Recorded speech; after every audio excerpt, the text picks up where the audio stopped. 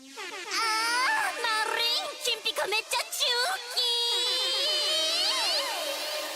期ないない足りないないないないない船買えないない背に腹変えられない間に終わったイエンダラポンドユーロマニシュッキシュッキルピアリーラウォンゲンドンマニははい寄ってらっしゃいだったら大げな社長様お宝売りますらレッツゴーオークションどころのハートナンバー2オンボロパーカーナンバー3リップに眼帯は使用済み How much? からの1からのもう一声 How much? 1000からの2000からの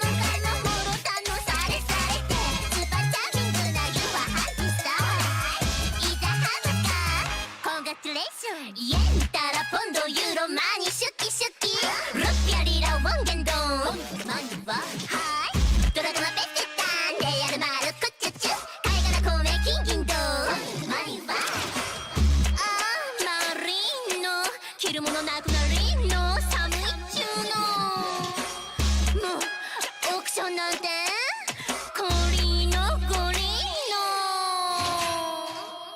ふん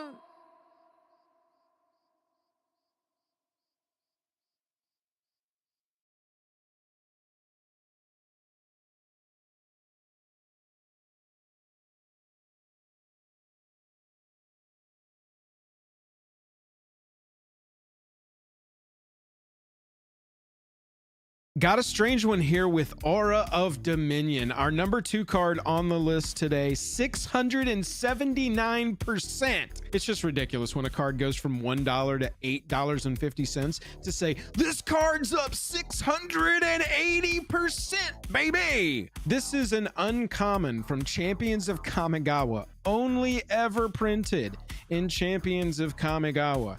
Scarcity. And this one is popping crazy off of Kylo Apogee Mind. That is one of the new commanders from the Jeskai Counterintelligence Precon deck. It says whenever it becomes tapped, proliferate. Aura of Dominion says pay 1, tap an untapped creature you control, untap enchanted creature. Seems like we could get some infinite proliferation strategies going pretty quick with Aura of Dominion, eh? Yeah, and then could you give yourself infinite turns with Magistrate Scepter? Magistrate Scepter? Yeah. Easy. Infinite turns, infinite untaps. Got a strange one here with Aura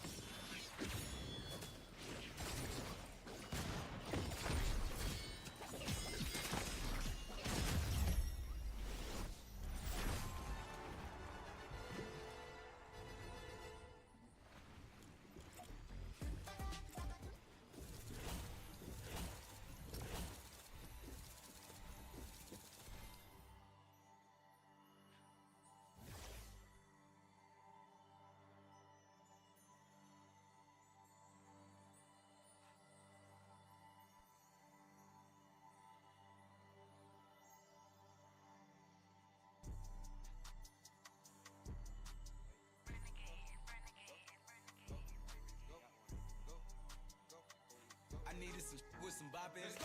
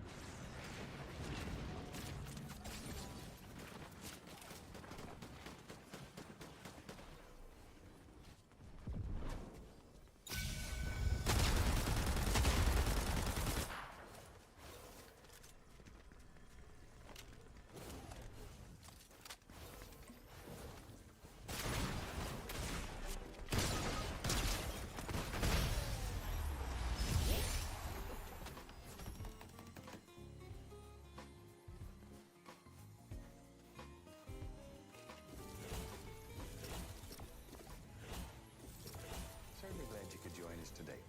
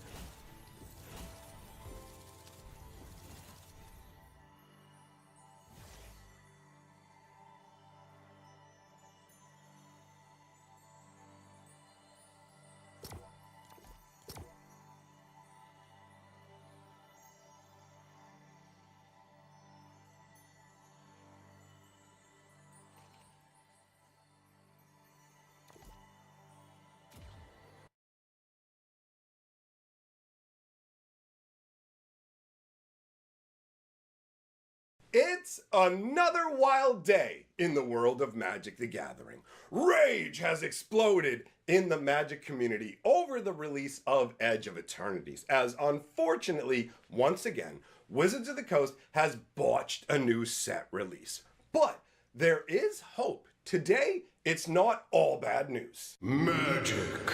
I am a wizard! History. I'm an old wizard! The Magic Historian. My bones hurt. Greetings, owners of fine luxury cardboard rectangles, my friends. I hope the day finds you well because we have gathered for another installment of Mega Magic News. This is the Edge of Eternities pre-release disaster edition, and a big thank you to all of my subscribers. Last night, I did a 60,000 subscriber special. I never thought we would make it this far. If you want to check it out, it's over on the live stream archive. I tried crazy foods. I cracked magic boosters, a bunch of other games. It got really wild. The wildest thing's the language, so do not bring your kids. But if you want to check that out, it's over on the stream archive. Fantastic time. And once again, a big thank you to all of my subscribers. You guys rule. So today we're going to be talking about how Edge of Eternity has some serious quality issues. Surprise, that's pretty much been the norm. But like I said, it's not 100% bad news. Now, if you're somebody who has found that Magic card quality is diminishing for you, you can't find the cards you want, or the game is getting too expensive, I've got great news for you. My sponsor can help with that. Tolarian Library is your go-to location. Rage. I personally went down.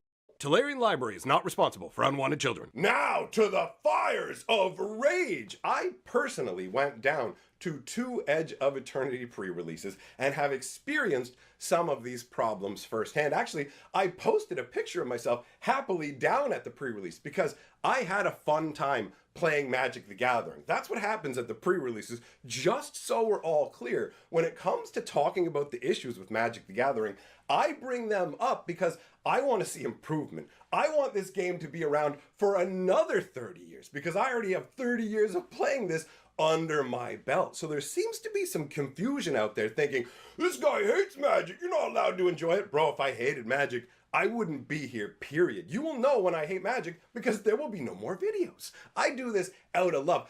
Think of me as a sweet, caring wife who's just watched her husband do too much silly nonsense. And it's like, Billy, get your act together, man. I want us to be happy forever. That's the mentality. So again, I had a fun time down at the pre-release and other people enjoyed playing Magic too, but there are a bunch of problems that we absolutely must discuss because Wizards of the Coast has no excuse for this, at least no acceptable excuse. There are reasons this is happening, but they're based on greed and poor planning. So, Edge of Eternities continues to suffer from terrible quality. Now I can say when I said there's a silver lining, it's not as bad as Darkir was. So the card quality isn't great. I shouldn't be going to pre-releases and overhearing random people complaining about the card quality. I have been running events for a very long time. I ran Magic tournaments for 15 to 20 years. Regular tournaments, pre-releases, and pre-releases once upon a time were pure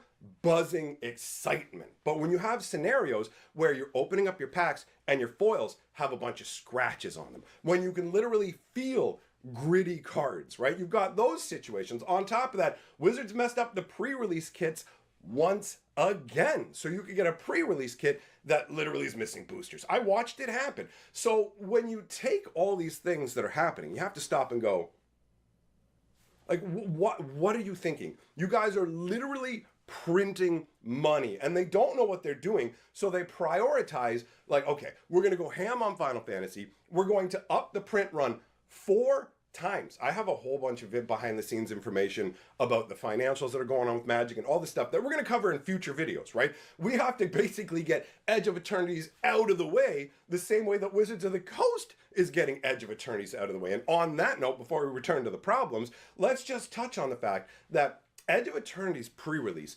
just happened. The weekend of Edge of Eternities pre-release, they were going, Spider-Man, Spider-Man and Avatar, get them while you can. And it's like, you guys, we haven't even had the pre-release, and you are hammering us. We got 70 spoilers for Spider-Man. That Spider-Man set's apparently only going to be like 200 cards, and it was originally supposed to be a Assassin's Creed Aftermath style set. We're going to get into all the details of that, but regardless, Wizards is running around trying to do a million different things, and everything is suffering as a result. We're ending up with poor quality garbage, and we don't even get time to have it breathe, right? Like, Edge of Eternities, so that you're aware from a play perspective, is surprisingly solid. I called it originally, I was like, it's going to be Aether Drift in space.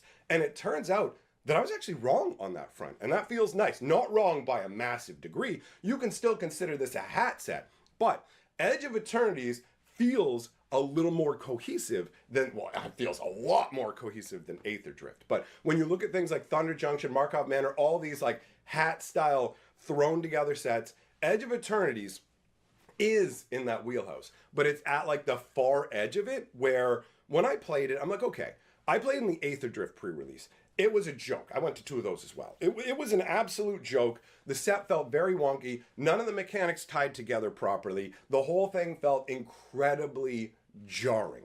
So Edge of Eternities has far more cohesion from that standpoint. I played it, the first pre-release I went to with my buddy, and I said, what'd you think? And he's like, actually, that's pretty good. We can go again tomorrow. And I said, yep, all right, I'm down. So if it's a really, really terrible experience, it's rare that I'll go back a second time. Honestly, the only reason I went back for the second Aether Drift one was because I had that stupid loop mobile I could drive around, and it was like a whole meme. But the actual gameplay itself was miserable. But I like hanging out with Magic players, playing Magic, all that. So I had to leave that anyways, right? So Edge of Eternities has the potential overall to be a reasonable set. It's not going to be Tarkir level, but it does give me hope from the perspective of Wizards isn't like just running us straight down garbage mountain, right? It's been like, and it's kind of like Tarkir was heading upwards. Tarkir is actually one of the most successful in-universe sets ever made, but the supply of it is super low. You can't find it. Wizards of the Coast said we might get some more a month and a half, 2 months from now, because they're prioritizing things like Final Fantasy.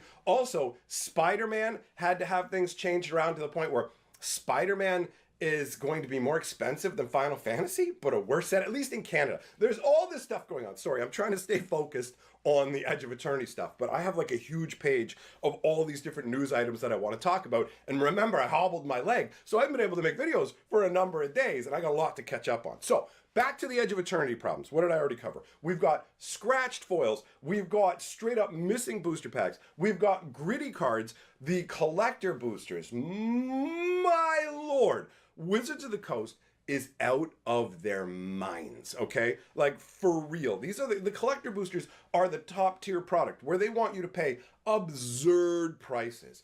I've seen a number of collector boosters open, and the edges of the cards are an atrocity. You can literally see the damage to the edge of the cards from outer space. I didn't know that was the space concept they were going to tie in. But we're talking about the highest, most premium versions of cards. And this is a consistent problem that Wizards has had, especially with foils. The Brothers War set, I wanted to collect a regular set and a foil set. The foils for that were so white and banged up around the edges. With everyone I cracked out of a pack, I literally just gave up on collecting a foil set. I said, forget it. You guys don't deserve to be rewarded by me getting your product if you're literally going to give me damaged goods as the ultimate premium versions. So getting foils where the edges are all banged up and it's all scratched up, that's pure madness. It's absolutely unacceptable. The quality levels are nightmarish in Magic the Gathering right now if you're somebody who was around at the beginning of the game. The funny thing is, card quality had gotten so low in recent times that comparing to Tarkir, you might go, well, Edge isn't that bad, because it is a step up, but it's still down in the mire of, you guys can print better quality cards. You have in the past, you have the money. They cut the corners just because they want to hand a little bit more profit over to the shareholders, because Hasbro doesn't care about Magic the Gathering other than it is something they can tout to their shareholders and go, hey, check it out, Magic the Gathering, it's making banger money. Isn't that awesome?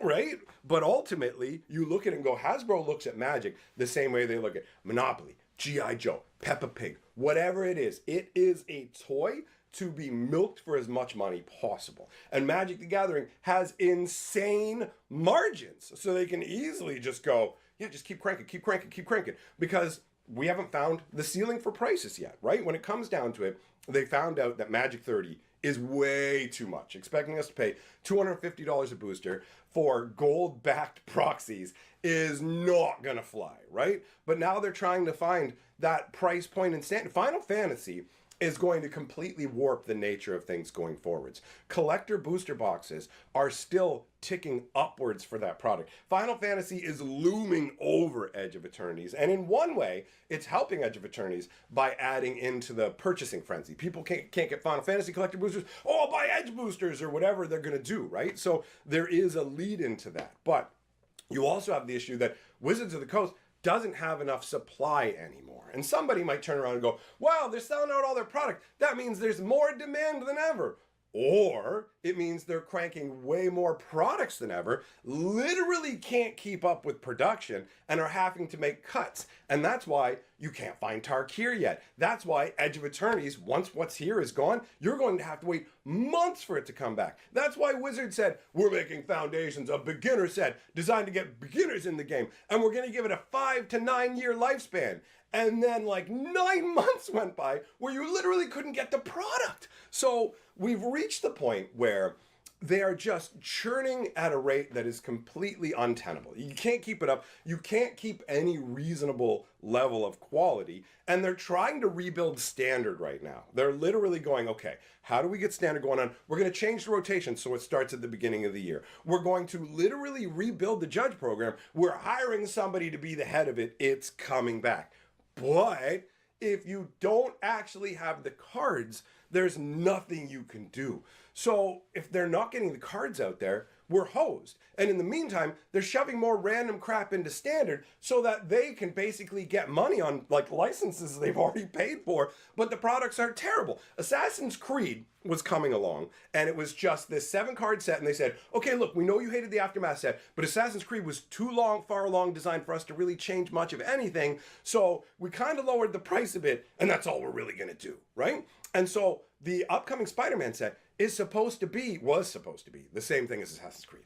And they scrapped that and went, we got to go back to the drawing board, and now we got to boost the setup, which means they had to spend more time and resources on a set that they planned to try and skis us with originally. Where do those time and resources come? From other sets around them. It looks like Wizards of the Coast is going to be going at a breakneck pace this year and next year, and then after that, they're going to be pulling back a bit on the products. It remains to be seen. There's a good chance that later this year, they're going to announce a Final Fantasy Holiday Edition, the same way they did with the Lord of the Rings edition. But they want to keep that like, oh, let's keep that under wraps right now, because then you might not buy the Final Fantasy stuff. You might go, well, why would I go crazy over this if I can wait? Like, Final Fantasy is going to be standard legal for 3 years. Wizards of the Coast is going to print a bunch of it. They've already upped the print run 4 times. It's the most printed set, according to them, in Magic history. According to the CEO, he didn't give exact specifics, but he's like high double-digit percentage increase. So it genuinely seems like Final Fantasy is what they printed the most of. And pallets of the Commander decks with extra booster packs, promos, and all that started showing up at Costco's in Canada and America. We're talking truckloads of this stuff. So people are going crazy, snagging it all up in the first place, paying these crazy prices. But it's just going to have this massively long tail, the same way that Lord of the Rings did. Remember, I told you guys, a lot of this stuff will be accessible with the exception of the collector products, which sell out very, very quickly. So Wizards of the Coast isn't taking the time to give us proper quality with the cards. And they keep jacking the prices up. And it seems like it's only going to get worse from here. The silver lining is, from a design and set cohesion perspective, Edge of Eternities does seem to be more coherent and well put together. I did enjoy myself down at the pre-release. It is very odd to have spaceships and stuff like that, but the mechanics, everything they did, didn't really stand out as much as like max speed and all this other stuff. It felt less memey and goofy. So my hopes is, if we get a couple years down the road, it's so insane to think like this, I hope in a couple years things get markedly better. People have asked me, what would you do to fix Magic? And the number one thing for me, well, it's a combo. It's basically fix card quality, and rein in the power creep. And both of those are victims of this insane schedule where Wizards is making 1 million products, which means they can't take the time for quality. They won't pay the extra money for quality because they could pay more and have it done in the same time. But they refuse to do that. So you have the scenario where the card quality is rough and then power creep is out of control because every set that comes along has to be like, woo, get me, put me in your commander decks, do all this, because Wizards gave up on the whole standard rotation and planned obsolescence and now has to power creep commander like a fiend. And it has a really big knock-on effect on Magic. So I am genuinely hopeful that in the future, I will go back to more happily talking about Magic because there are fewer problems with it. But as far as I'm concerned, there are very few creators out there who are making videos regularly calling Wizards out on the problems from the perspective of hopeful improvement. I don't want Magic to burn to the ground, bro.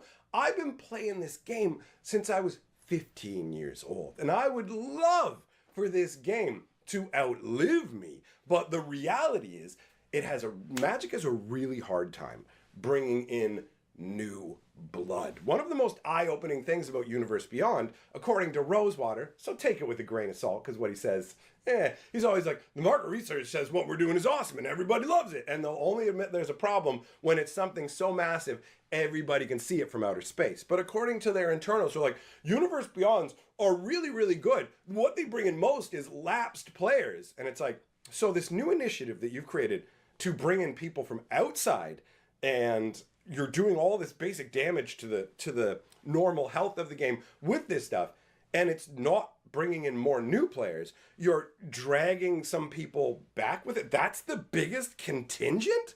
Like, that is really bad news for the game in terms of you need new blood. The average age of a Magic player was 30 years old the last time I heard it. But then, in the newest earning announcements from Hasbro, that the question was asked, so your average customer is 35 years old. And the CEO's trying to spin it and going, well, the reason it's like that is because, you know, people stay and play in our game like a really long time. So there's like all these old guys. And then when you average it out against these tons of new people or young people we're bringing in, that's how you get that average age. And you're like, oh yeah. So you're bringing in more and more new people, and yet somehow the average age has increased by like almost 20%. Huh. That doesn't really math the way that you want it to. And they're trying to present it like Avatar will bring in the tweens. Avatar, which they're doing a set based on a show that came out 20 years ago or whatever it was, because I remember watching the Avatar they're basing it on, and it's for tweens. With tweens from 20 years ago, what's a tween? That's like what, 12? Now, if you add 20 years onto that, what do you get? 32. Well, that's surprisingly close to the 35-year-old average age of Magic players. But no, that's going to bring in the young ones gangbusters. So at this point, Wizards of the Coast is desperately trying to bring back players who played before and offering them higher prices, worse card quality. Remember how much you love Magic? Come play Dink the Last Dinosaur. We've got a special skateboard for him. God. Anything's possible. Anytime I say a ridiculous secret layer, my brain goes, they could make that, bro. Because we're living in the era of anything and everything. Wizards is like, hey, we're going to do K-pop secret layers. We're going to do romance novel secret layers. For real. I'm not even making this up. I'm not pulling this off the top of my head as insane concepts. This was discussed in that earnings call. But you know what? That will all get covered in a future video, because Hasbro, their stock went down when the financials got announced. So things are rough. And guess what? When things are rough, guess where the money has to come from? From our pockets for Magic the Gathering. So anyways, at this point, it's just going to turn into a completely unhinged side rant. So let's wrap it up. Thanks for coming by and hearing what I have to say. Again, a big thank you for 60,000 subscribers. If you want to see that fun special with all kinds of wackiness, it's over on the live stream archive, where I will most likely be tonight if you want to come and hang out. So, big thank you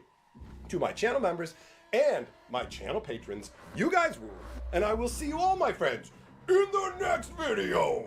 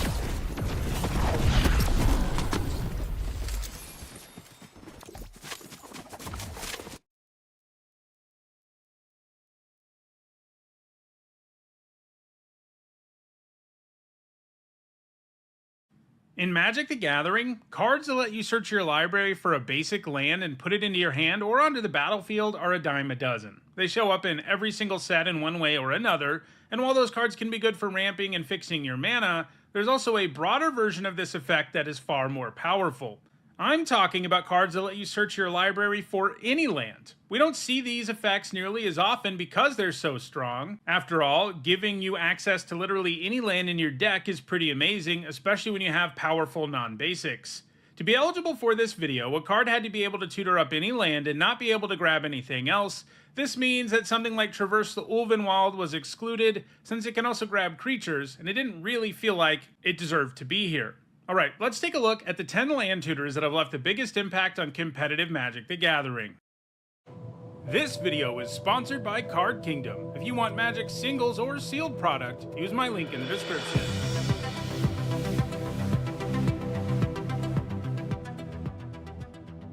Here's a quick reminder on how I rank cards in these videos. A first tier top 8 is worth 2 points, this includes events like Pro Tours, and a second tier top 8 is worth 1 point. This includes events like Regional Championships.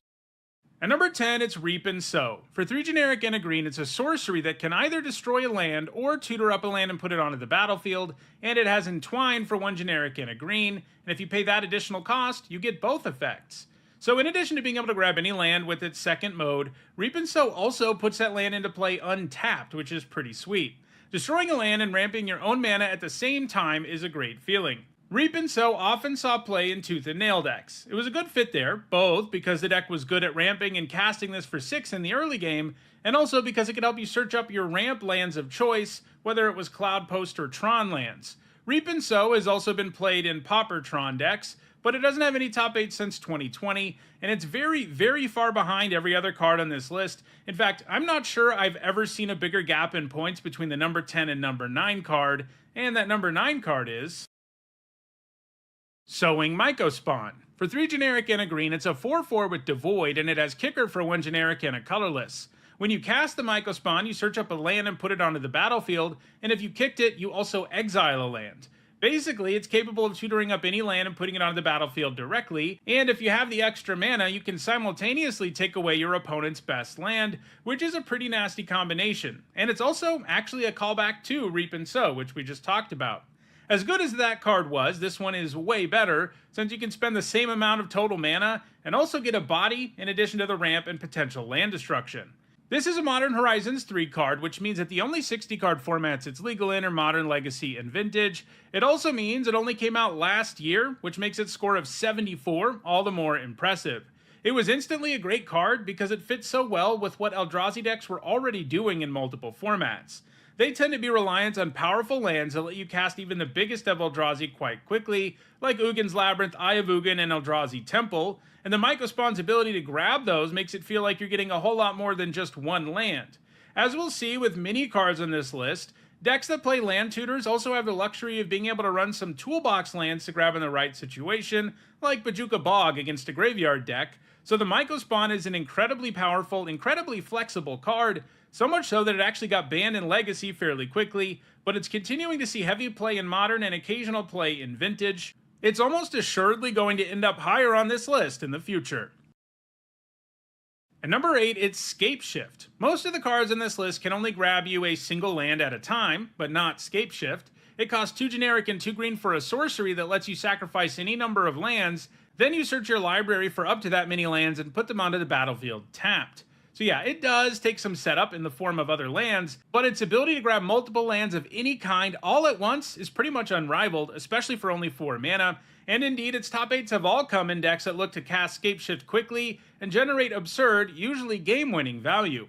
The first decks to achieve this appeared in Extended, where you would ramp mana and then cast Scapeshift and grab as many Mountains and Valakut the Molten Pinnacles as you could. Because of how the trigger works on Valakut, putting all those Mountains and Valakuts into play at the same time means that every mountain will trigger every Valakut, provided you grabbed at least 5. That makes it easy to do lethal to the opponent. When the Modern format was created in 2011 to replace Extended, Valakut was actually initially banned because of concerns about this combo, but it got unbanned in 2012, and for a long time Scapeshift decks were at the top of the pile in Modern. More recently, Scapeshift has shown up in Amulet Titan decks, which don't do anything with Valakut, but they do run tons of powerful lands that would normally enter tapped, but thanks to the Amulet and the more recent addition of Spelunking, lands like Lotus Field can enter the battlefield untapped, letting you do all kinds of stuff with the mana they produce, and Scapeshift now grabbing lands that enter untapped opens up a whole new world of possibilities. After Scapeshift got reprinted in Core Set 2019, it also put up its first top 8s in Standard, this time alongside Field of the Dead, a land that generates 2/2 black zombie creature tokens anytime it or another land enters under your control, provided you control 7 or more lands with different names. As with Valakut, this means that when you give up all of your lands with Scapeshift and search up the field and a bunch of other lands with different names, you end up getting a 2/2 for each and every one of them. Field of the Dead ultimately got banned in Standard as well as in Pioneer and Modern, and that has limited how successful Scapeshift could be in those formats. However, it does still see play in Pioneer and Pioneer Landfall decks, which can use Scapeshift and Spelunking alongside Nissa and Omnath to generate tons of value. Scapeshift is going to continue to put up top 8s going forward and should be able to hang on to a spot on this list. At number 7, it's Elvish Reclaimer.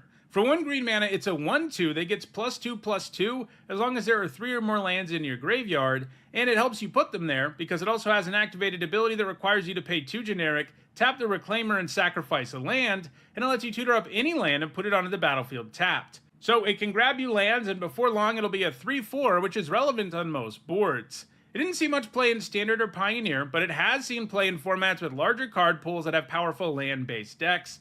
For example, the Reclaimer has been played alongside Scapeshift in Modern Valakut and Amulet Titan decks, but it's been the most active by far in Legacy. That format features a lands deck that runs a whole lot of great utility lands that the Reclaimer can grab, like Karakas and the Tabernacle at the Pendrell Vale. And the deck's main win condition is also a land-based combo, Dark Depths and Thespian Stage. If you copy Dark Depths with the stage, it immediately gets sacrificed because it doesn't have counters, and you get a 20/20 Merit Lage token. So the Reclaimer helps assemble those game-ending combos, as well as being a useful way to grab powerful utility lands. While lands is far and away the deck that the Reclaimer has seen the most play in, it's also been used in decks that use Cloudpost or Gaia's Cradle to produce absurd amounts of mana, and obviously it helps you set that up. It's also been played in vintage land still decks, which are control decks that look to stick Stand Still, an enchantment that pops when any player casts a spell and draws their opponent 3 cards. The deck looks to use activated abilities and lands to do lots of stuff without even casting spells, which usually means that your opponent has to cast something, otherwise they're going to get killed by your lands. And the Reclaimer is one of the ways to make sure you keep doing stuff even without casting spells. Elvish Reclaimer is still active in Modern Legacy and Vintage, and it has a decent shot at moving higher on the list, although the cards in front of it are generally quite active too. At number 6, it's Golos Tireless Pilgrim. For 5 generic, it's a legendary artifact creature, and when it enters, it tutors up a land and puts it onto the battlefield tapped. You can also pay 2 generic and 1 mana of each color and exile the top 3 cards of your library, and you can play them without paying their mana costs. Golos is super powerful. We already know how good his Enter's Trigger can be because of all the power and flexibility you have when you can grab any land, and Golos' activated ability is the kind of thing that can win you the game in a single activation, and of course, getting that kind of mana is even easier thanks to Golos' Enter's Trigger. In Standard and Modern, he was played in the aforementioned Field of the Dead decks, but after the field got banned, Golos never really found another home in either format.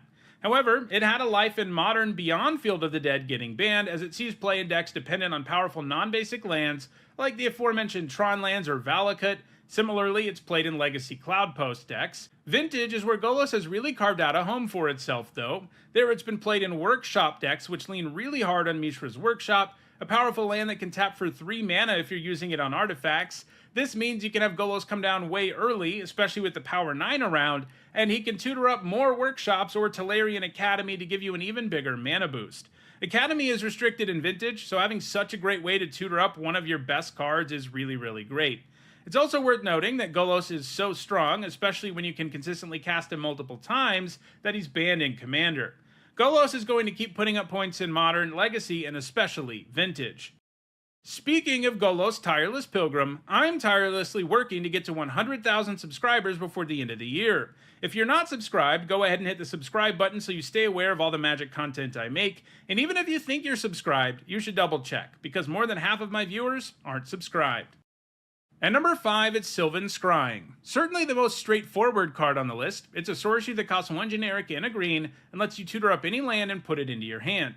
The cards we've seen so far all put the land you tutor up on the battlefield, and Sylvan Scrying doesn't.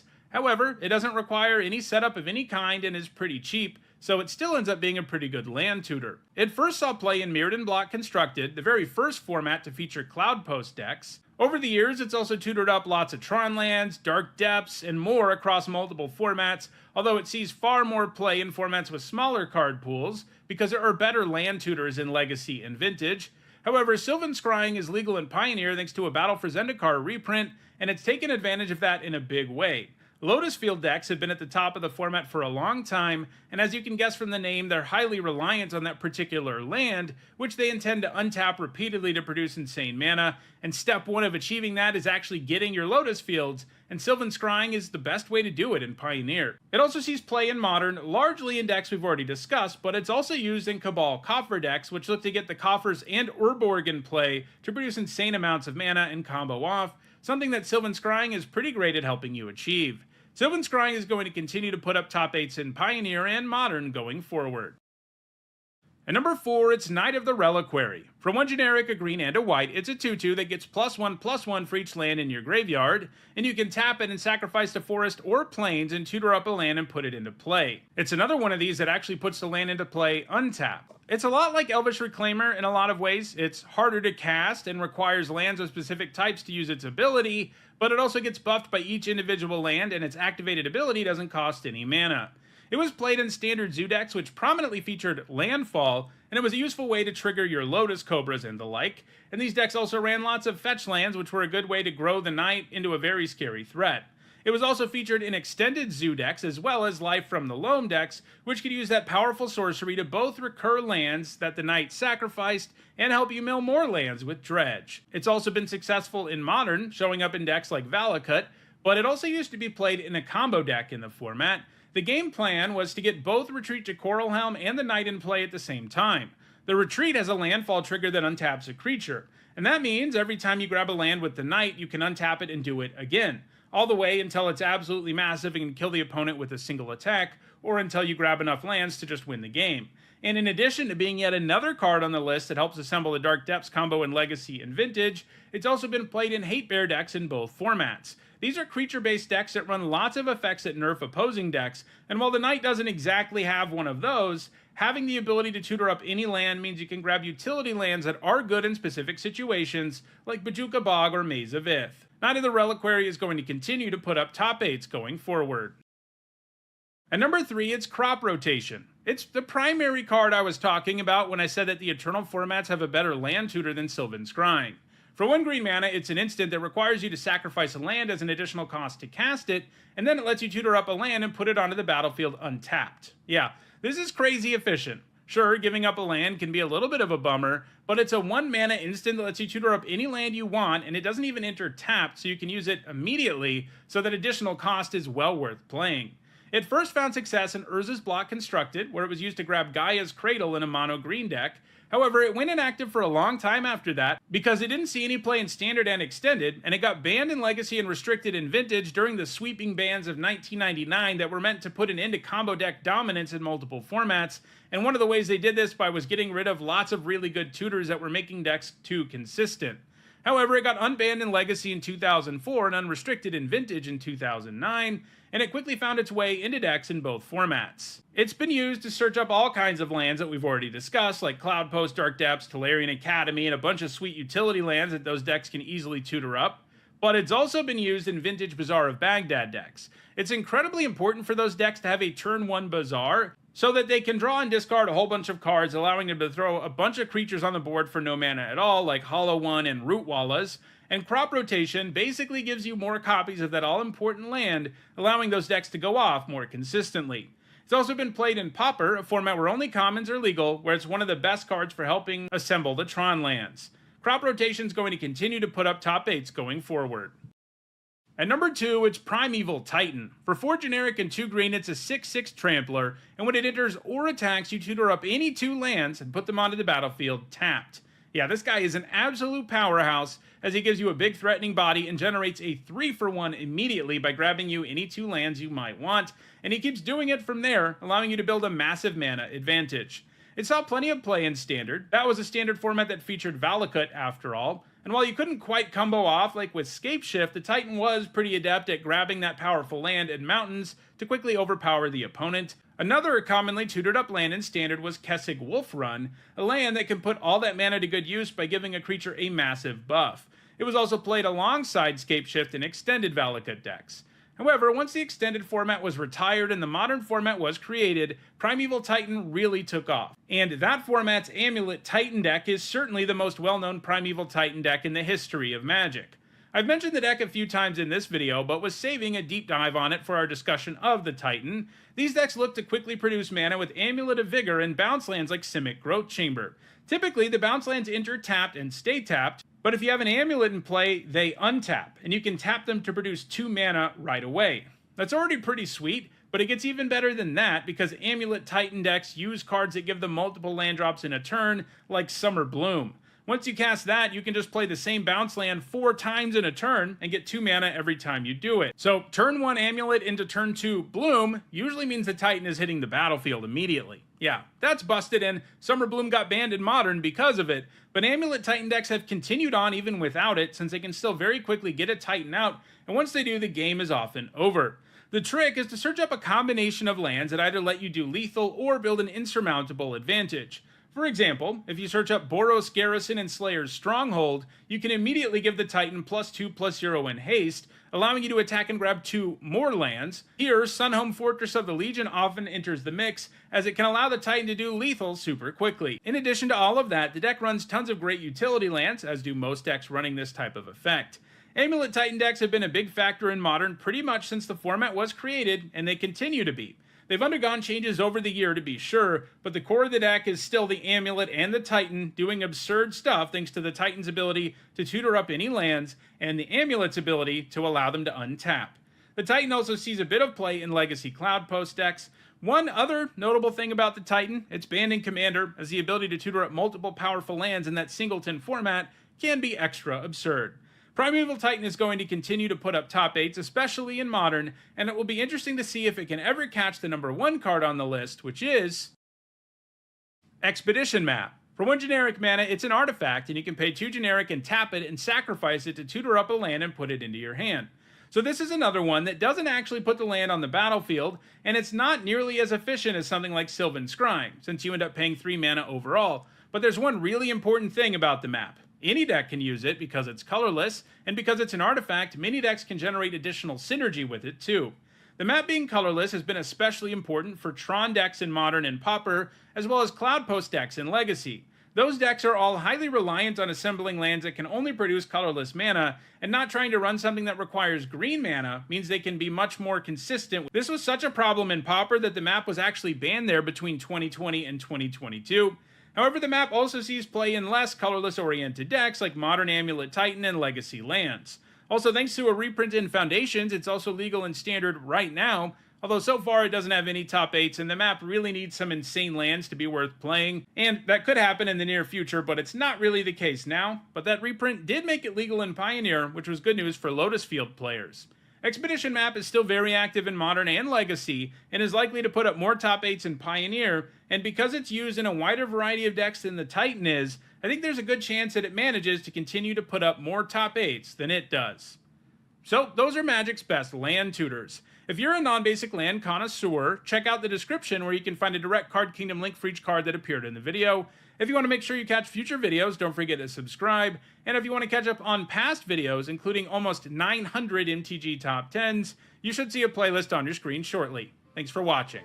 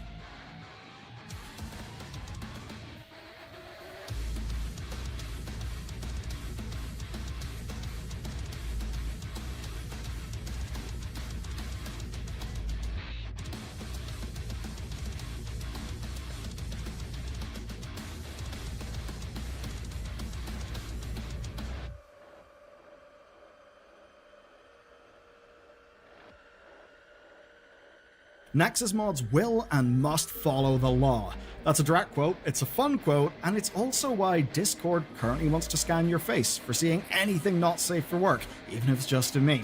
And the thing is, this is not scaremongering, this is not dystopian fiction, it's actually happening right now, and on July 25th, it will become law.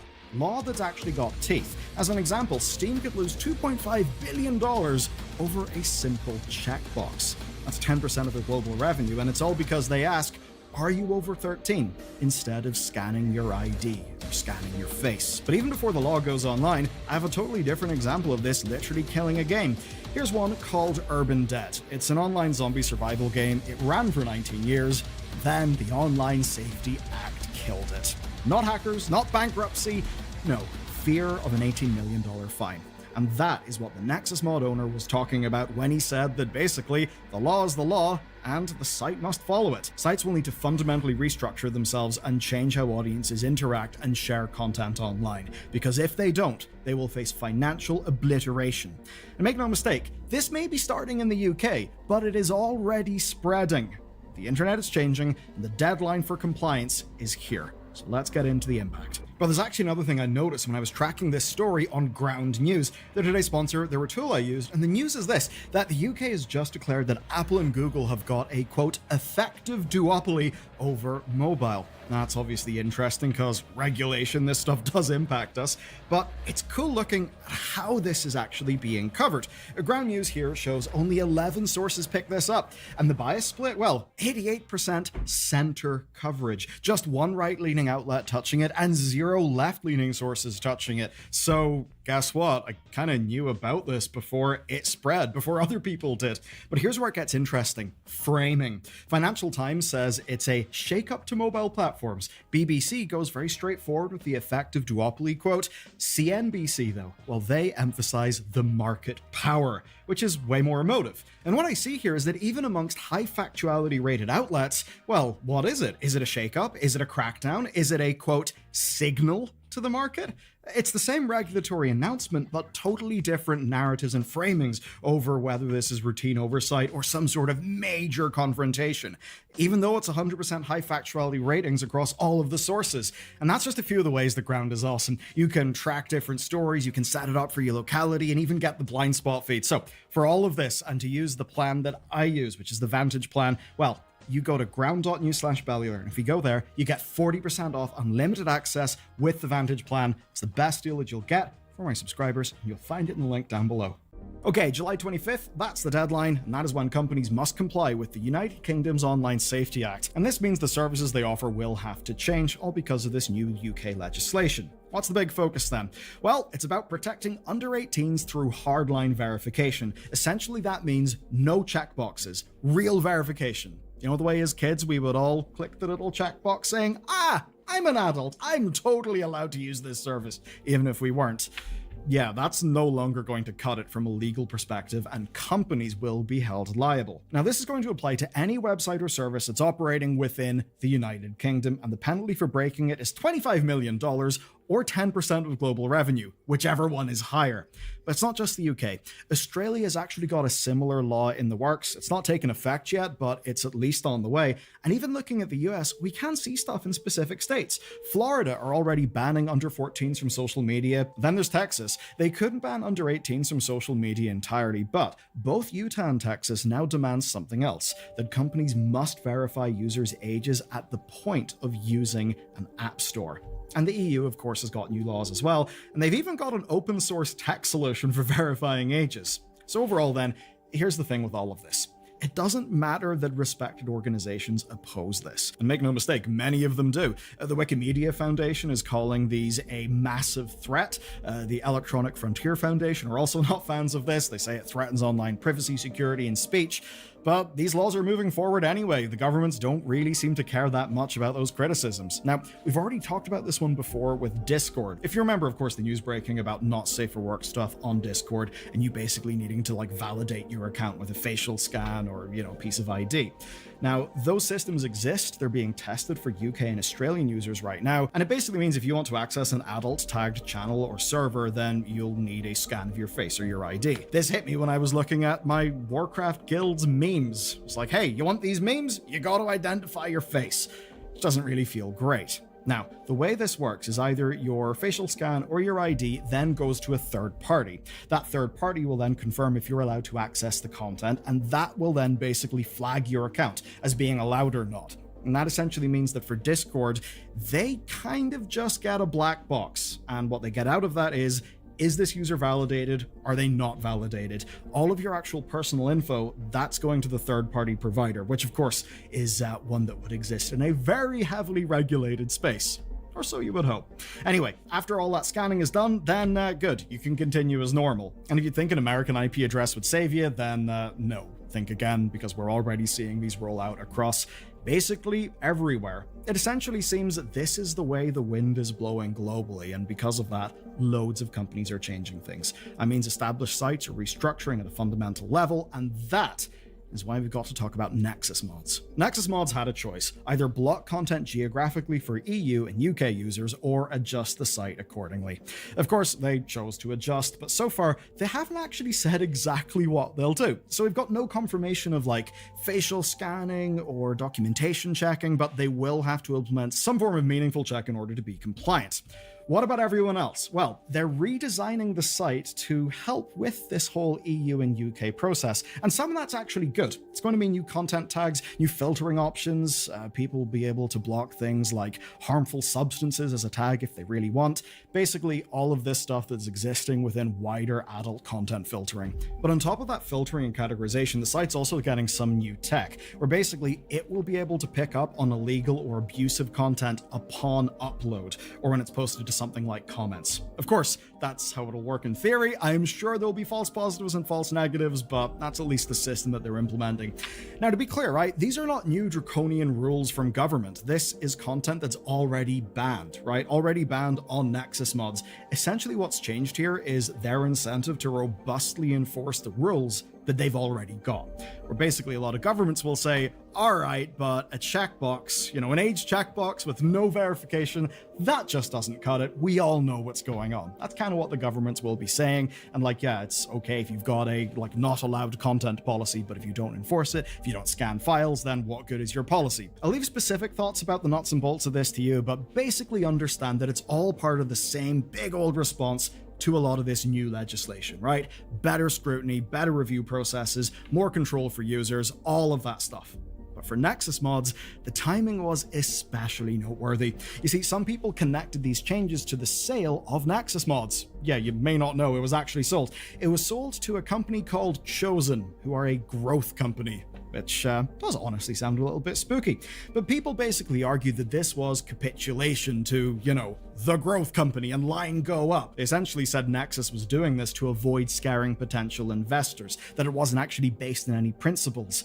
But at least if you listen to the owner of Nexus, who, obviously does have a horse in this race, Dark One, he did say that basically he's kind of relieved. Because with the sale, he's glad he doesn't actually have to deal with any of this bullshit anymore. But he did say that if it was still under his ownership and control, that he would still follow the letter of the law. Because the thing is, if he didn't, he would be fined 10% of global revenue, and the only way to get around that would be to just geo-restrict Nexus mods in entire regions, which probably wouldn't be tenable. The biggest problem, though, the letter of the law isn't 100% clear to everyone, and compliance itself is in fact a risk. Right, here's what you need to know about the actual law. So, the Online Safety Act passed in 2023, but UK government changes delayed things, as they so often do. The implementation process was long, so it actually took forever for details to emerge, like who's affected, how are they affected. Now, to deal with this, UK organization Taiga have been helping games companies navigate these sorts of laws. They've been doing this for years, so what they're trying to do is get everyone ready for the deadline, which is essentially upon us right now. So what we can do is we can try to use their understanding of this law to guide us a little bit. Now, per them, any game available in the UK counts if users can interact. And that means user-generated content, text chat, voice chat, I guess maybe emotes, just basically anything that's user to user, which is absolutely huge in scope. This impacts so many games, so many websites. Now, it is fair to say that a lot of the requirements are already things that are common practice. That means risk assessments for under 18s accessing your game, content moderation tools, reporting tools, clear codes of conduct, basically that type of thing. Now, all of this is going to need designated individuals who report to Ofcom, who are the regulator, and that means you're going to need things like timelines for removing inappropriate content. Now, a lot of this already exists. A lot of this was already being done. It's just that it's being codified, and there really is teeth behind it. And of course, the framing is, as it always is, the protection of the children. And that is where the age verification thing comes in. That is why you'll be asked for your face and your ID far more often. Basically, anything risky goes behind an age gate because that just manages risk, and that's all that these companies basically want. They just want to dodge all of this shit and have to spend as little of their money as they possibly can. So far, most requirements just involve cataloging risks. What are the companies actually doing about those risks? Well, Ofcom have been reviewing these reports since spring. Once they're done reviewing, they'll issue some guidance, and then the fine stuff won't actually kick in until late autumn this year. So at least there's a little bit of time where, it won't just be, hey, it's the 26th of July. I would like 10% of your global revenue, please. Thank you very much. That would be a little bit hasty. Anyway, the effects are already damn clear here. With big companies, we see it in the way of compliance, but with others, we're actually just seeing people not willing to take the risk. Especially, say, those who are running specialist forums. Yes, if you're running a specialist forum, you might have to deal with this. I suppose we as an organization won't have to deal with this because, we have our members' Discord. That's on Discord, so it's Discord's thing. But, if we were to roll our own forum, I suppose we would actually have to deal with something like this. It would probably mean I'd have to have another software subscription to some company that, just provides compliance services. That's one of the things that happens, right? You'll have new regulatory guidelines, and then loads and loads of companies will exist to provide compliance services. Now, a casualty of this is Urban Dead. It ran for 19 years, 8 months, and 11 days. It's actually one of the longest running browser games on the internet, and the Online Safety Act has in fact killed it. Now, it was a text-based MUD, multi-user dungeon. It's something from a long time ago. Text-based MUD. It's got a cult following. People love it, but of course, because there was people there, well, the game was allowing for user interaction, which would mean it would be subject to this law. And that then meant that this game, which is a community-supported project, faced a fairly large dilemma. They either spend significant money to refit the game and refit their infrastructure to fit all of this, or risk a fine of up to £18 million, or just simply end support and take no chances. And unfortunately, they chose the latter. They have shut down. And the worst part, right? Projects like Urban Dead, things that are of true deep value to people, they're just collateral damage because we all know they're not the real target of this legislation. I hope I'm not stating the obvious when I say this is a law built for the big players like the Instagrams, the TikToks, social media in general. It's why Reddit now requires a selfie or ID to access 18+ rated subreddits. Basically, the bigger your audience, the more stringent the rules. And to meet the criteria, you needed to be filling out risk assessments and doing all of that work months ago. Of course, those companies are really big, so they have whole departments to do shit like this. And of course, it does also include gaming. As an example, Roblox is adding age verification, plus they're going to limit chats for 13 to 17-year-olds. If you're wondering how, well, it's by forcing them to scan real-world QR codes from their friends. But you might then wonder, what about traditional platforms, the ones we use more, like, say, PSN, Xbox, Steam? Well, that's where it's bad for Steam. You see, PSN has been good for years, where they do mandate age verification for UK and Ireland users. They basically use the same tech that Discord uses. Xbox lets you make locked child accounts, but regular Microsoft account creation, it's just a CAPTCHA. There's no other limits. You can just log into Xbox directly and message people, though you would need to add them as friends first. So definitely risky there. But as for Steam, well, for them, it's just a tick the "Are you over 13" box. That's it. That's all you need to create a new account. Now, there are limits for direct messaging, right? Where you can't DM people until you've spent at least $5. So in theory, right, like a debit or credit card check is verification, but Steam also lets you add cash via gift cards, and that would basically circumvent the card check verification side of things. And then, of course, there's the Steam forums, which are fully visible from the start, as are streams. Those can obviously be full of adult content, and the adult content filters are on by default, but obviously can easily be turned off. And we all know what your Steam front page looks like if you turn off all of those filters and go to new and noteworthy. There's a lot of porn. So, does this mean that Valve and Microsoft are breaching UK law? Well, in a way, we won't really know until Ofcom publishes like a naughty list and starts threatening people for 10% of their global revenue. Or, I suppose, until these companies make the compliance changes. But make no mistake in your expectations. With the scope of these fines, these companies absolutely will be making changes. And that's because the penalties are huge. Here's the simple truth, at least how we see it. Any company that allows users to post content must reckon with these laws. And if they operate in these territories, they must comply. Because these laws are being implemented. Compliance will be enforced. Now, yeah, users hate verifying identities. I don't enjoy it. It's not fun. I mean, you'll accept it if it's something like registering to a bank, but it does feel weird if it's Discord or something innocuous. But companies are not going to risk losing 10% of their global revenue.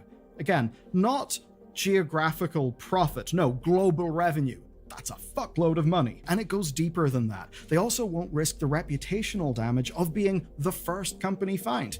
Now, they can lobby, they can try workarounds, but the risks are just too great. It is just like the Nexus Mods man said, the law is the law, and these companies will and must follow the law. Because funnily enough, they're big companies, they face incentives, and they are going to follow their incentives. And that means that your experience on these sites and with these games will change. But that's not it. You see, if you love legal stories like this, there is one swirling around PlayStation and basically artificially inflated high prices. There's lawsuits popping up all over the world, and to learn about that story, you can watch this video next.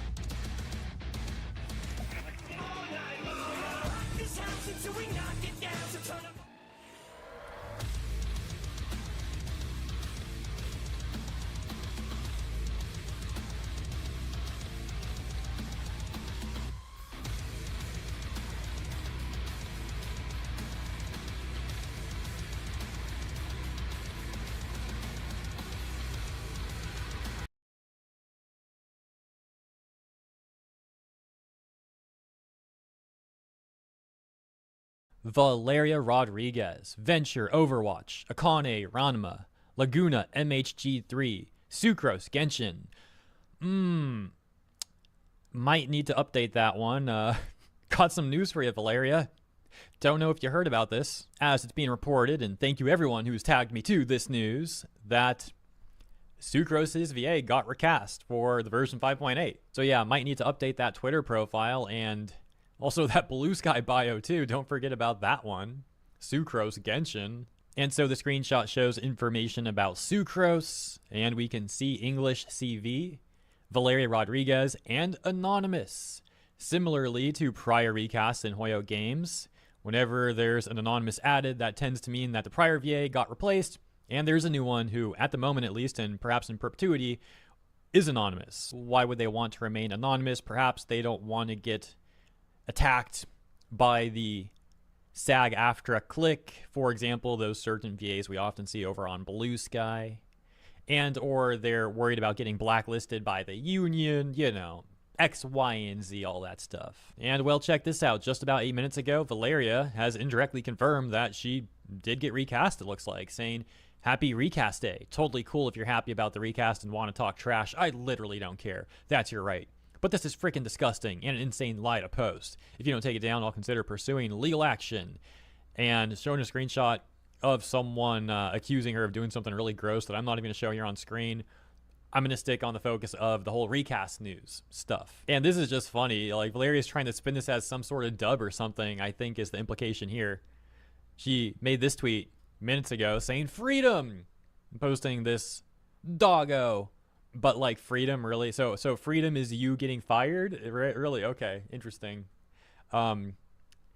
Yeah, I mean, if you didn't like working as Sucrose, you could have just left at any point in time, you know, if you're going to try and spin it like that. But for whatever reason, you didn't. And it took Hoyoverse getting rid of you, apparently, for you to have this freedom that you're allegedly celebrating or whatever. It's just comes off as a giant coat post, in my opinion, really. I mean, who would fall for this? So let's hop down memory lane. Jacob Takanashi made this post, as you guys all know, of course, mentioning that he was now going to be Kenichi Genshin, replacing John Patnode. Bunch of VAs in the clique, and SAG-AFTRA bootlickers, etc., then harassed Jacob, tried to spin it like he was this terrible person, tried to gaslight the fans, the gamers, etc., into supporting them, and then they all got called out and all backfired. You know, it's all history. But Valeria, Valeria spams the thumbs down emoji, gets a response that says, "This is not the sweet Sucrose I used to know." And Valeria says, "I am not Sucrose." Yeah, you say that here, but you'll gladly like put Sucrose in your bio, and I presume like try to use Sucrose to promote your anime convention appearances and stuff like that, right? But I digress. She says, "I am not Sucrose. Sucrose is a character I voice. I owe no one sweetness, especially when their actions are unkind." And as you'd expect, the responses are full of people calling her out, just like they called out all of the SAG clique who was getting all mad at Jacob in the responses to his announcement. She elaborated on this all more here, saying, "I express dislike/negativity towards someone doing something I find morally reprehensible, scabbing, and they think it's evil, so they're flaming me, or unprofessional. I don't know anymore." We're not going to go through all of it. You know, there's a lot of back and forth with her getting upset at people for criticizing the SAG-AFTRA VAs who are going after Jacob and all that stuff. But there was actually a situation back in August of 2024 where Valeria was already getting a lot of backlash for what occurred right here, where we have our one and only permaban saying another Genshin English VA is attacking people over their less than sympathetic reaction to an English VA being let go by their employer. She smeared and supported boycotts of. What makes it funny is how this VA is trying to pull quote-unquote nerd as if it's some insult, conveniently forgetting these nerds, quote-unquote, are the people who ultimately pay the VA salary, lol. And so we can see back last year, this VA, Courtney Lynn, said, "Oof, jumping back on Twitter to say your voices matter, and I'm so proud of our community for using theirs. Retweet, email, speak up, our community is strong."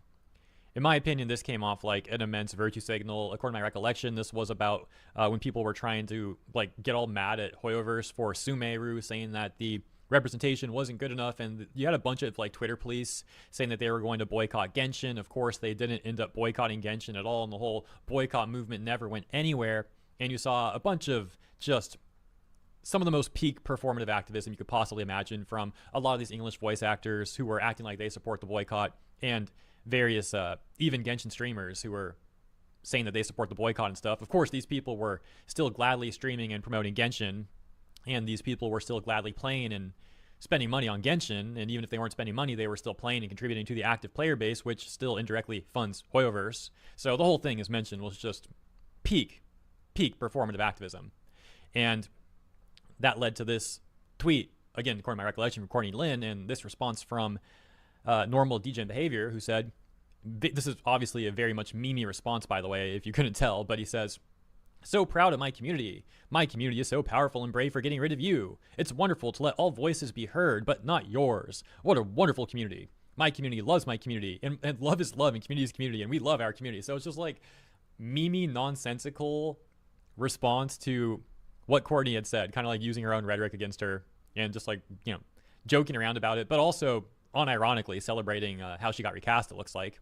A screenshot saying, "Optimizes the English, Japanese, and Korean voiceovers for parts of the story, changed the English voice actors for agents Lucy and Sukaku, and replaced the corresponding voice lines." And Valeria finds out about this. She sees it on Twitter, and she just gets insanely upset. You can see here, her response is just seething. You can feel the anger through the screen, you know, like crazy. She says, "You're a freaking loser who's going to die alone, and I would bet $1,000 that you are incredibly depressed and hate yourself. Get therapy, or rot alone in your bedroom, but leave nice people out of it, nerd. That, or have the balls to say this stuff in person, not behind a profile pic." And it's like, wow, if there was a tier list of pathetic tweets, you would think she was trying to speedrun being put at the top of that tier list or something with that weird rant of hers. And of course, as we now know, being reported today, almost a year after that tweet. So that was made on August 14th. Today is, of course, July 28th, almost a year later. And now we've also got Valeria getting replaced. Some of the tweets responding to Valeria have aged so well. Look at this one at the top. "So what you're saying is expect more characters to get new voices in the English version. Gotcha. Can't believe this fool voiced Sucrose." Bro, that's like a typo. Voiced, not voices, you know, but now the typo became reality. Crazy. Dang, can't wait for Hoyoverse to remove English dubs altogether. I met Valeria last year. I'm disappointed in her right now. Have the nerve to say that in person? Bet. I'd gladly do that. This lady, the projection in her reply is insane. Also calling people nerds. She does know the thing she is voice acting in is a video game, right? What those nerds play? What next? Calling people in anime conventions weebs while you work in said convention? And then this person saying, "I sense another VA being replaced in the future." Well, sure enough, he sensed correctly. Hopping back over to the present, that Cope post Valeria made got a response that says, "Wait, what is this about? I'm confused." And Valeria adds on to her Cope saying, "I got recast in a game I voiced in, but the fandom has been horrible to me and many folks I know for the last couple years. So now I'm saying I'm free from them, or from it, the chaos of it all." What a selfish thing to say, really. I mean, think about it. There are so many people who supported her as a VA, and all these VAs really, but they're the ones who completely took the mask off and showed how terrible they really are. But the fans were supporting these people and supporting her, and were very nice to her, and would go to meet her at conventions and support her work and say nice things to her on Twitter and all that. But hey, because they willingly decided to attack people on Twitter, go after Jacob Takanashi, try to treat the Hoyo fan base as if they're just a bunch of tools that these people could use to further their agenda of what many would say was an attempt to monopolize the industry via SAG, because they did all this stuff. "Oh, no, the Hoyo fans, they're the problem. They're so horrible to us. They're horrible to me." Dude, the victim mentality is crazy. Own up to what you guys did. I mean, you completely brought all this upon yourselves. Anyways, that's all I really got to say. Get recasted. Another one bites the dust. Many people are still expecting Shara Kirby to get official notice that Shara Kirby is going to get recast as Candace, as she made that like infamous crash out on her Blue Sky account saying like, "F Hoyoverse, I quit it, blah, blah, blah." According to my recollection, that's paraphrasing it too, but you get the point. The only reason we haven't heard about that probably is because I don't think Candace has had like actual screen time in the games, but like if she ever comes back, probably we'll get news about that too. That's like what people are expecting next, so we'll see if that happens. But For now, it's where we are. Thank you guys for tuning in. Hope you enjoyed my coverage. If you did, please consider liking and subscribing. Appreciate you. See you in the comments here and in the next one.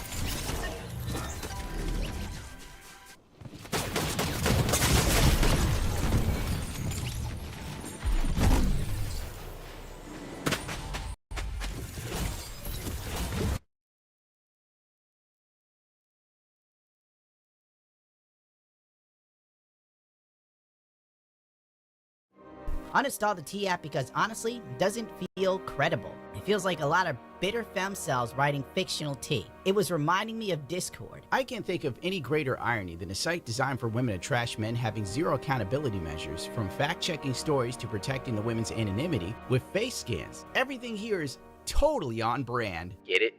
No accountability. Not funny at all.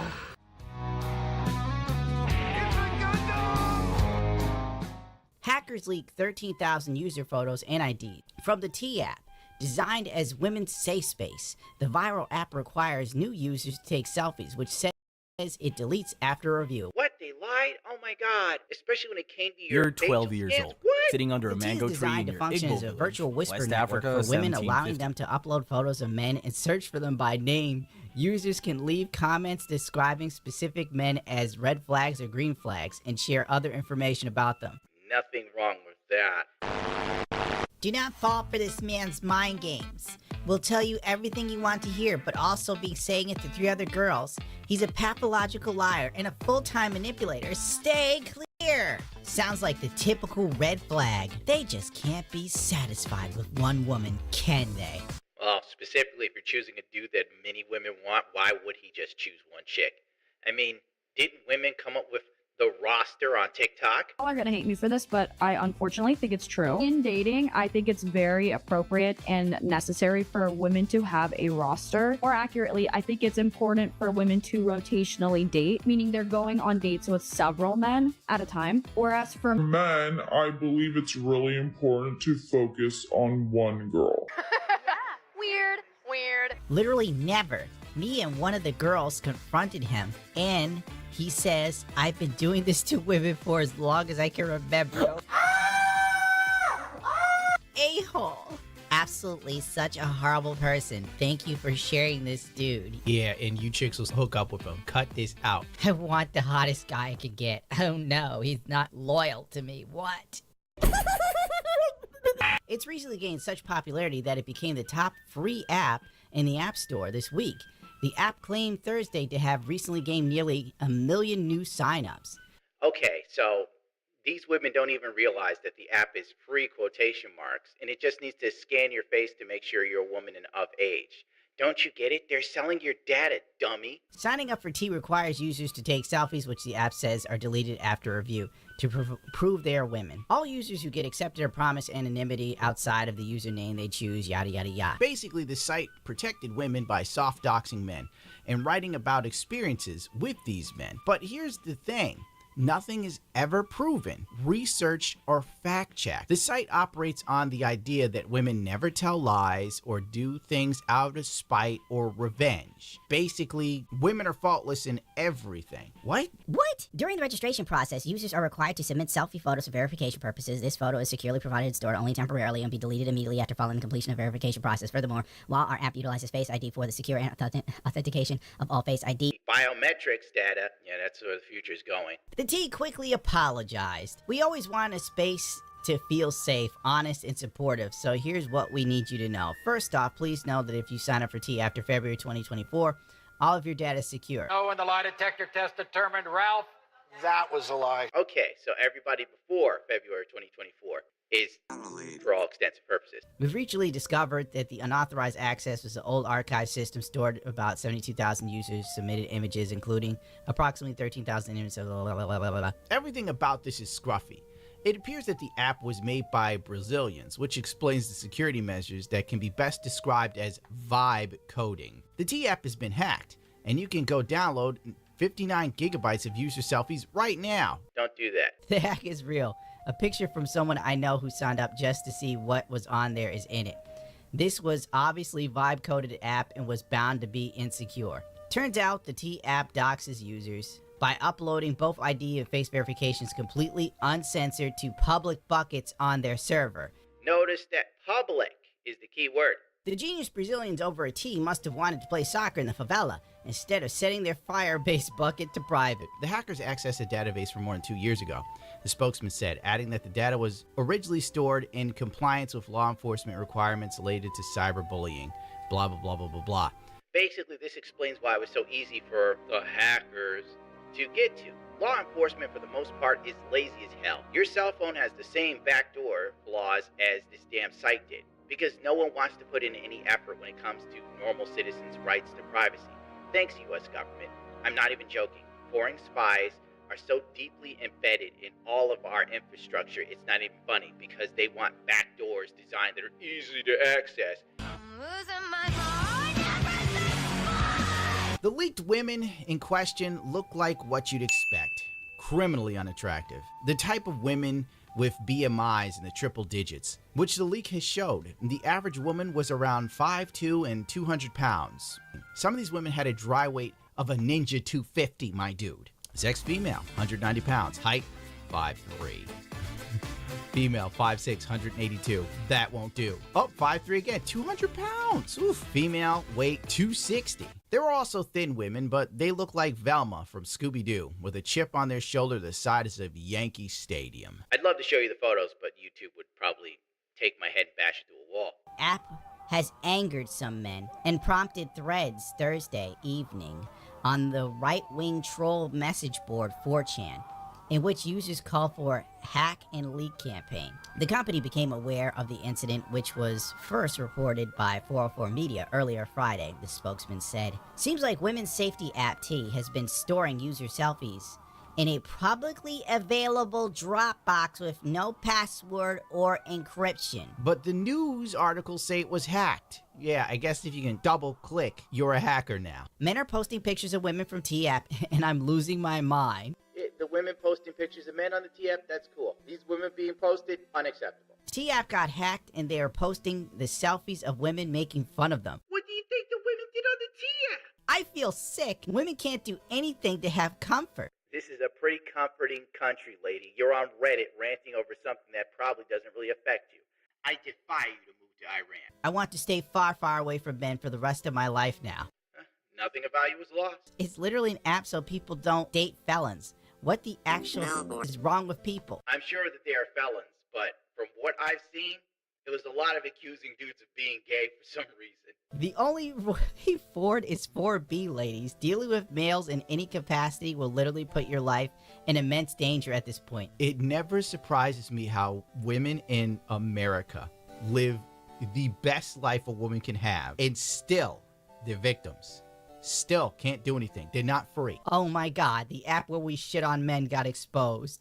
Is there no safe space to hate men? Things had even gone as far as women posting fake stories on Facebook of the teabag killer who was hunting down the women who were leaked, allegedly, which didn't happen. Why am I saying allegedly? It didn't happen. Apparently, after he was done putting them on ice, he would stuff a tea bag in their mouth. So all of a sudden, you know, this is obviously made by a woman. The level of theatrics is ridiculous. The tea bag killer. Why would he use tea bags when he could do a totally different tea bag that men are known for? Get out of here. No, there is no teabag killer in Detroit, police say. Ah, what a shock. Some woman told a lie. A bogus social media post claims women are being bubbled for using the smartphone app called T to gossip on men. It sounds like something straight out of a TV show, Law & Order Special Victims Unit. A series of viral social media posts have claimed 5 women in Detroit have been found bubbled with tea bags stuffed in their mouth.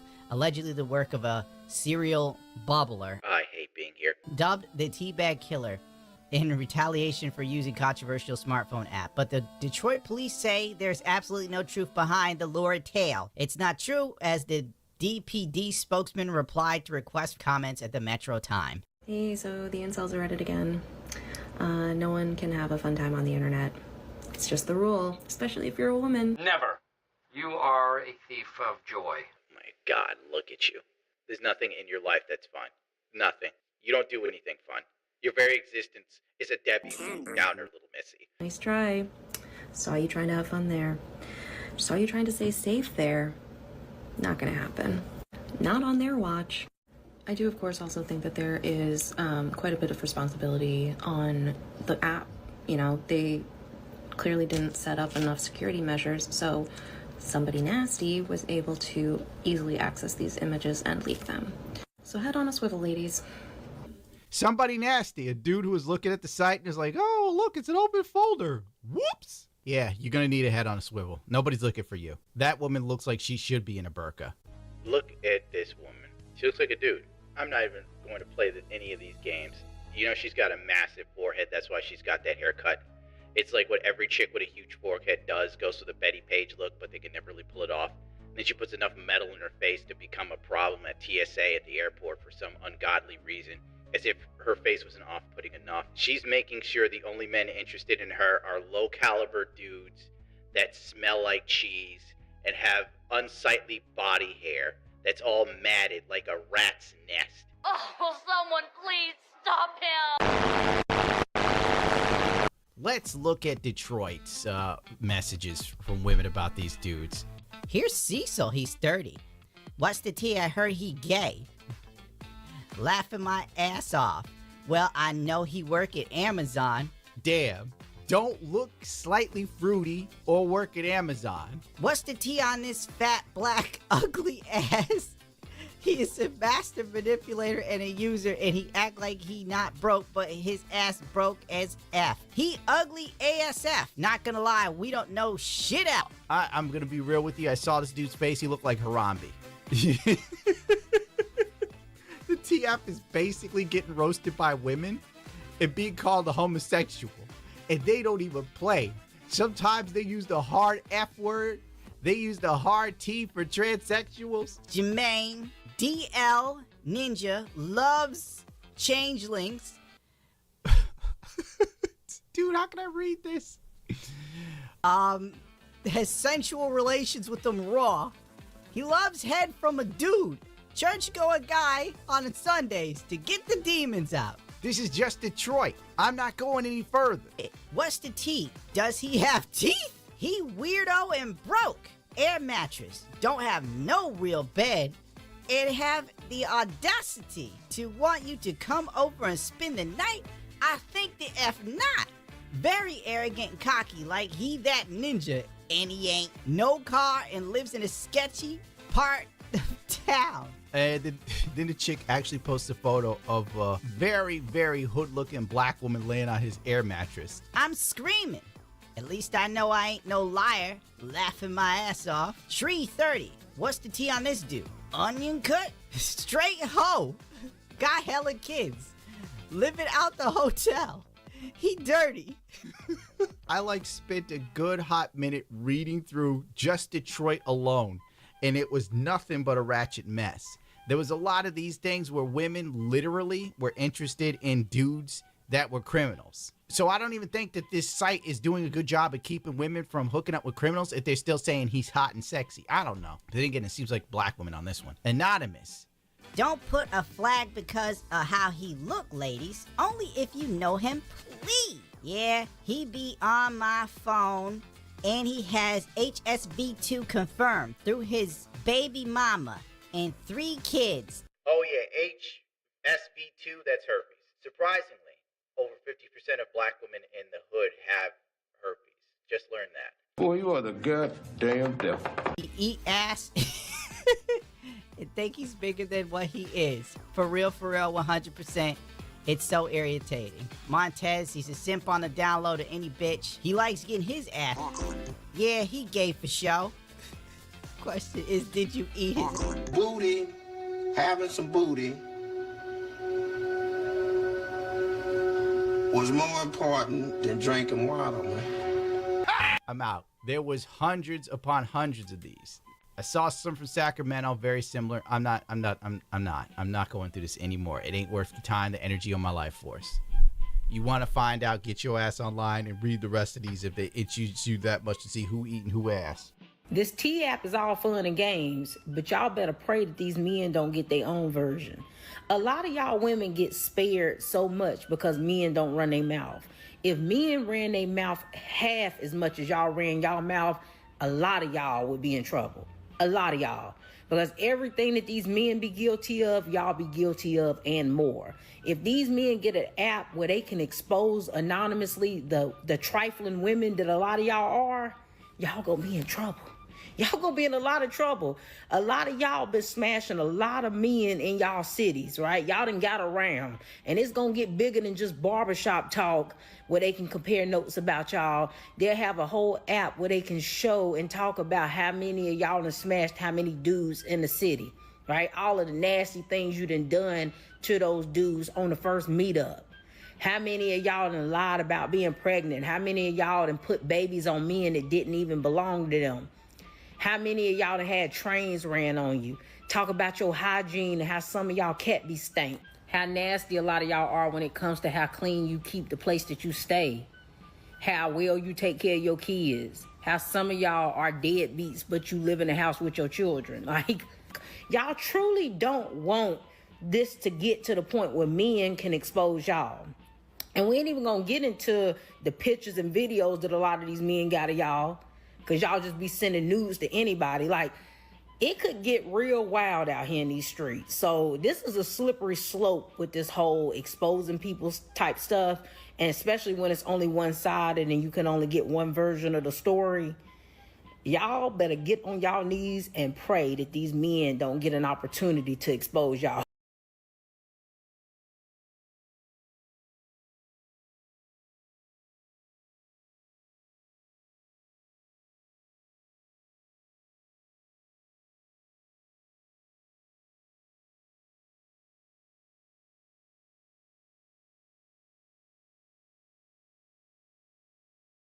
You're slide out of your mother somewhere in South America. Other newborns pile on top of you as your mom gives birth to 3 more. Around you, the rest of the females are doing the exact same thing. Your species evolved to give birth all at once. You crawl out from beneath the bodies with your legs already strong enough to hold you. Nearby, one of your siblings is already getting fed, so you push into the nearest female capybara, hoping for milk. But she turns sharply and knocks you aside into the mud. You pick yourself up, and this time, find your real mother. She stands quietly as you approach, letting you fill your stomach. Then suddenly, the adults start moving. They head quickly toward the pond, so you follow. You try to stay close, but your legs are too short and you can't keep up. You slip into a soft patch of mud, with your front legs sinking down until you can't move. Your mother notices and comes back. She lowers her head under your chest, lifting you free from the mud. She carries you down to the pond's edge and sets you gently into the shallow water. As you float there, something large rises beneath you. A crocodile slowly breaks the surface. You stop moving, but your mother doesn't react. She just watches. The crocodile doesn't attack. Instead, it drifts silently for a moment, then goes under you and lifts your body while you sit on its head. It swims forward onto the dirt and you jump off. Then it goes back and disappears into the water. Crocodiles aren't always dangerous. Sometimes they're just passing through, and you're lucky enough to catch a ride. But you don't want to be there when one decides it's hungry. You're 3 weeks old now, and most of your day is spent floating. A white bird lands on your back. It moves slowly, pecking at your fur. It's not here to hurt you. It's eating ticks and flies. These birds follow capybaras for food, and your kind lets them stay. 2 other young capybaras swim over. They're the same age as you. One bumps into your side, then kicks off and spins around. He's trying to start a game, so you chase after him. You lunge forward, kicking hard with your front legs, then twist away before they can hit you. You take turns pushing and shoving, testing how fast and how strong each of you is. The bird lifts off and flies away as the game gets louder. This kind of play has a purpose. It teaches you the basics of how to move and dodge in case any predators attack. But then, something else moves in the water. An otter bursts from the water and clamps down on your friend's leg. It shakes violently, dragging him sideways. Otters are predators, but they're also territorial. Your friend kicks hard and the otter lets go for a second, then snaps again and bites higher up near the ribs. Then, when it finally had enough, it lets go and disappears. You stay still, holding your breath, because moving now would only make things worse. Your friend limps out of the water, leaving a trail in the mud. You follow behind him quietly.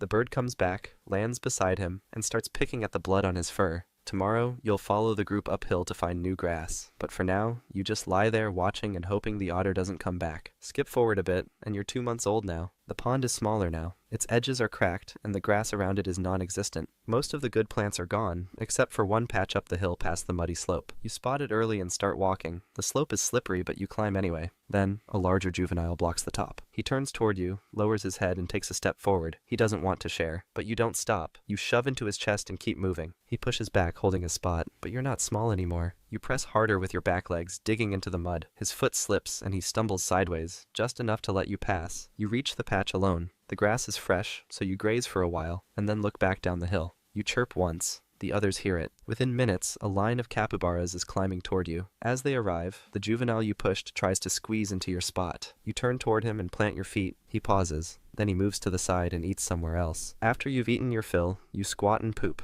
Then you turn, lower your head, and eat it. You've seen the adults do this before. You didn't know why until now. Your gut isn't fully developed yet. It needs the bacteria you just passed. That's how your stomach learns to break down the tough stems and roots you'll rely on as you grow. That evening, your group settles on the hill. You lie down beside 2 others. The juvenile you challenged stays nearby, but doesn't come close. You don't know if he'll try again tomorrow, but if he does, you'll be ready. You're 6 months old now, walking along the edge of the pond, searching for new shoots poking out of the dirt. Most of the grass near the water is gone, so you wander farther than usual. A patch of dry leaves looks soft enough to stand on, so you step forward. But as soon as you do, the ground starts moving. Tiny red bodies pour out from underneath. You freeze for half a second, then the biting starts. They cover your legs, your belly, and your neck. You squeal and jump, shaking your limbs trying to kick them off, but it doesn't work. Their jaws clamp down and don't let go. You bolt straight into the water, dragging the swarm with you. You dunk your entire body under, blowing bubbles through your nose. You come up once for air, then dive again, rubbing your head against the mud at the bottom. It helps, but it's not enough. The ants are still clinging to the softer parts of your skin. You stay in the water until your body stops twitching, and that's when the ants finally let go. When you crawl back out, you see movement across the pond. A coati is digging at the same pile of leaves. Its snout pushes into the mound and pulls out a chunk of soil covered in ants and eggs. It eats them quickly, flicking its tongue and chewing fast. You stare from the bank, still dripping. The coati doesn't care that you just got swarmed. It just wants breakfast. Fire ants don't belong here, but they're everywhere now. Capybaras like you don't fight them. You just run to the water and hope it's deep enough. Skip forward a bit, and you're 1 year old now. Bigger, heavier, and no longer treated like a baby. You still walk near your mother, but she doesn't look back as often. When you chirp, the others don't respond. You eat with them, you sleep with them, but something's different now. You're old enough to leave. One morning, you don't follow the group. You walk the other way toward a log covered in moss. You graze there alone until sunset, then go to sleep beside it. No one joins you, and no one comes looking either. The next day, you try to form something new. You nudge 2 juveniles to follow you. One does for a while, but by midday he's gone. He went back to the group. So you stand by the riverbank, unsure what to do next. That evening, you rub your snout against a tall patch of reeds, leaving your scent behind. You wait in the shallows, watching the trail, but no one appears. On the 3rd day,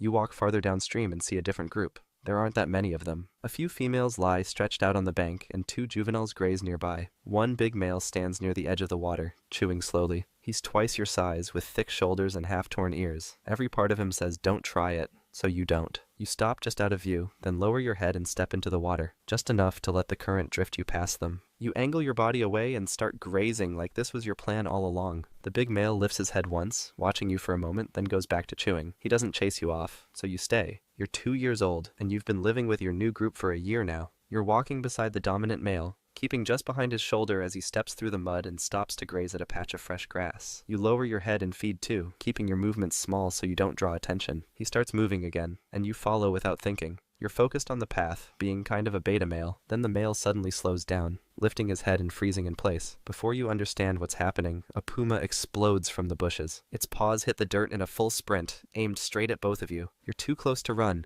It will catch whichever one of you falls behind. So you lower your head and ram the male in the ribs, pushing your full weight into him. He stumbles sideways and lands on his back. The puma leaps mid-stride and crashes into him just as he starts getting up. It starts ripping him apart, tearing his neck, which disables him instantly. You turn and run. You don't look back. You throw yourself into the river, kicking hard through the shallow water and pulling yourself onto the far bank before you stop moving. You stay there for hours, hidden under a random tree, until the sun starts to drop and the others come looking. That evening, you return to the group alone. The dominant male is dead. No one challenges you, and no one even looks at you for long. You take his place, his spot near the food, his position near the females, and control over the rest. You're not a follower anymore. You're in charge now. Skip forward, and you're 4 years old now. The river's drying up again, but there's a warm spring tucked between the rocks where the water stays clear. You've claimed it. No other males come near, because they know it's yours. Most mornings, you soak here alone, but today, a female enters the water nearby. She doesn't look at you, she just settles in and floats. You stay where you are, pretending not to notice. Then you climb out, shaking water from your fur, and start circling around her. It's not the first time you've seen this happen. You've watched older males do it. But she ignores you, so you keep walking in big circles, just like you've seen. She stands and moves the opposite way. It's working. She walks faster, so you follow, but you move too quickly, splashing through the water and closing the gap too soon. She turns into the grass and stands at the edge, just watching. You stop and lower your head to eat from a clump of weeds, chewing slowly while facing away from her. After a while, she circles back. This time, she walks right past you. You turn and follow, keeping your steps steady and staying behind her. She slows down and lets you get closer. You move to her side and climb on top, planting your front feet behind her shoulders. It lasts a few seconds, then she steps away and walks back into the spring, lowering herself into the water. You follow and lie beside her. Now you understand how it works. You don't need to fight or push others aside. You just need to move the right way at the right time. You're 5 years old now. You walk at the edge of the forest where the fruit trees grow. A mango drops nearby and rolls past your feet. You bite once, then again, sweet juice filling your mouth as you chew. The skin tears easily. You swallow half before the other capybaras even notice it fell. 2 females and a younger male are close by, all focused on their own fruit. A few more drop around you, bouncing off branches and landing in the leaves. One of them rolls farther, slipping into the bush. You step after it without thinking, still chewing the last bite. Then something yanks your leg sideways. A wire closes tight around your ankle, jerking you off balance and slamming your body into the ground. You try to push up, but your leg stays pinned. The wire's too strong. You twist hard and kick, dragging yourself in a half circle through the dirt. But it doesn't loosen. You struggle harder, digging your teeth into vines, ripping at the bush that hides the anchor, but nothing breaks. The snare holds your leg out at the wrong angle, and the more you pull, the deeper it cuts. The others are already gone. When the wire snapped shut, they ran without even taking a look at you. You stop moving. The blood around your ankle thickens in the dirt. Then flies start landing on your back and stay there. Eventually, the sound of footsteps comes through the trees. One man walks toward you, holding a coil of rope in one hand and a machete in the other. He crouches, checks the snare, then grabs your leg and pulls you free. You don't resist. You're not awake for most of what comes next. He carries you by the legs, ties you to a pole, and slings it over his shoulder. Back at camp, the work is quick. He skins your body and lays the hide out to dry. The meat is set aside. Weeks later, part of you is wrapped around someone's waist, stitched into a belt. Life as a capybara might be rough, but there's another animal out there that has it way worse. Trust me, it's wild. Check out the video and see for yourself.